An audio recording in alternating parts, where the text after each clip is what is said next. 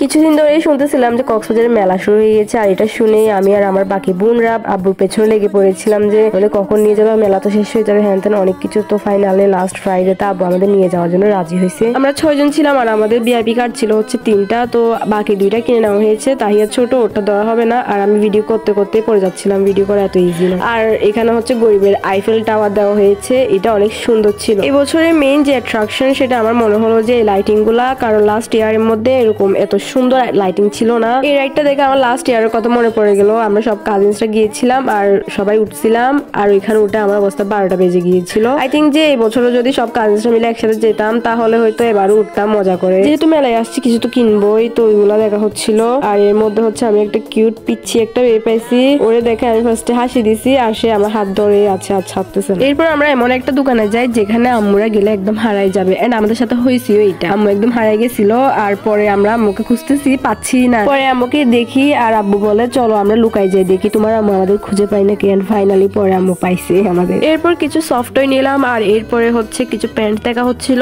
আর এখান থেকেও নিয়েছি। আর এরপরে হচ্ছে এখানে চকলেট নিচ্ছিল আর এগুলো হচ্ছে মেলার মেইন অ্যাট্রাকশন। আর এদিকে তাহিয়া যা দেখতেছিল তার জন্যই বলতেছিল যে এটা নাও আব্বু, এটা নাও। এরপরে আব্বু বললো যে আমরা ফুচকা খাবো নাকি, তো আমি বললাম যে না, বাহিরে বাবা পিঠা দেখছি, শীতকাল আসছে, কোনো বাবা পিঠা ট্রাই করি নাই, বাবা পিঠা ট্রাই করতে হবে। তো বাবা পিঠা খাচ্ছিলাম আর পাশে দেখলাম যে এই কেক গুলা, এগুলো অনেক বেশি টেস্টি ছিল।